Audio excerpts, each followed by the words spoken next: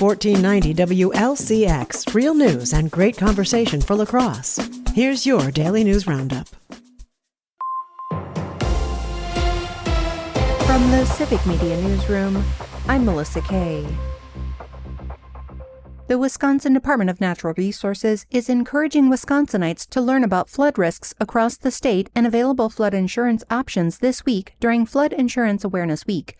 According to the Wisconsin Initiative on Climate Change Impacts 2021 Assessment Report, the past decade was the wettest on record. Because flooding has historically been the state's most common natural hazard, homeowners should prepare for the spring season and look into flood insurance. Most national flood insurance program policies include a standard 30-day waiting period before coverage begins. Property owners in special flood hazard areas who have mortgages from federally regulated lenders are required to carry flood insurance. Those who are not required to have coverage may still want to review their individual flood risk. You can contact your local zoning administrator or search for your address on FEMA's MAP Service Center to learn about flood risk in your area. Additional resources on flood insurance and flood risk mitigation are available on the Wisconsin Office of the Commissioner of Insurance's Flood Insurance and Disasters web pages. The DOT's February Law of the Month is to see and be seen. State Patrol Superintendent Tim Carnahan encourages drivers to check that their headlights are on and working properly when it's dark or when visibility is limited. Headlights help keep everyone safe and be more visible to other drivers. Remember that automatic light settings aren't always reliable, especially at dusk and when it's foggy, snowing, or raining.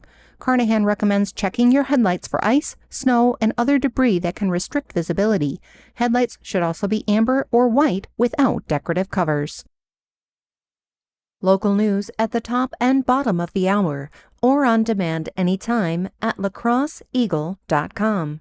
From the Civic Media Newsroom, I'm Melissa Kay. With Civic Media News, I'm Terry Miller. A 3-judge panel has thrown out a challenge to Wisconsin's congressional map, a ruling that keeps the current district lines in place for now. The judges from Dane, Outagamie, and Milwaukee counties said they don't have the authority to weigh in without direction from the Wisconsin Supreme Court. The lawsuit, filed by 11 state residents, claimed the map was the result of illegal partisan gerrymandering.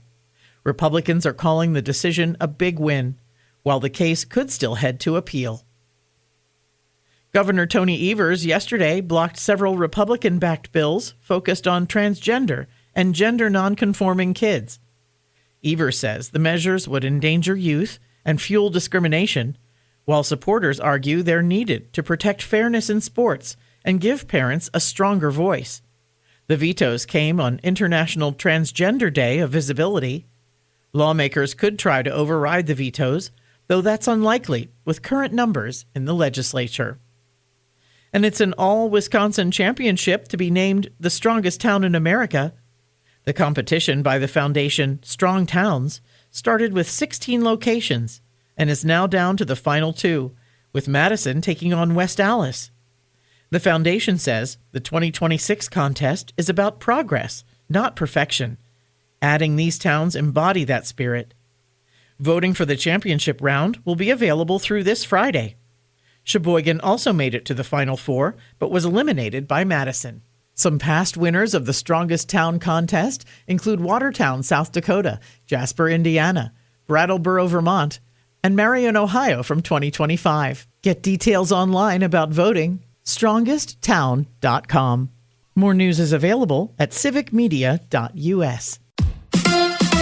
The Brewers beat the Rays. Hi, I'm Mike Clemens with sports from AmFam Field, where the Brewers battled back to beat the Rays 6-2. Home runs from Jake Bauers, Gary Sanchez. Right-hander Brandon Woodruff gave up 2 runs, but struck out 6 in 5 innings of work to get the win, featuring his fastball. If I was going to use bullets, I didn't want to use them in the minor leagues. I was recovering. I'd kind of mentioned that before, and I wanted to be here with the guys. It's a good feeling breaking camp and just being with everybody, and it was just a good feeling for me, and I really wanted to do that. And with the pitch count I was at, if I couldn't get through 5 innings, then that's on me. The series wrapping up today. NBA, the Bucks beat the Dallas Mavericks at 5-serve form, 123-99, snapping a 4-game losing streak. Doc Rivers says his guys haven't given up. Season hasn't gone the way we wanted to, but you keep working on chemistry and building together. That leads to the following year. That's Doc Rivers. With sports, I'm Mike Clemens. Partly to mostly cloudy today, becoming mostly cloudy by later this afternoon with a high in the mid to upper 40s today. Tonight, sleet, rain, scattered thunderstorms, little snow mixed in, down to 33 tomorrow.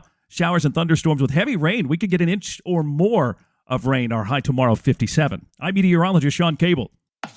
That's your La Crosse News Roundup from WLCX. Find more news anytime at lacrosseeagle.com. Subscribe to this podcast on Spotify, Apple, or wherever you find your podcasts.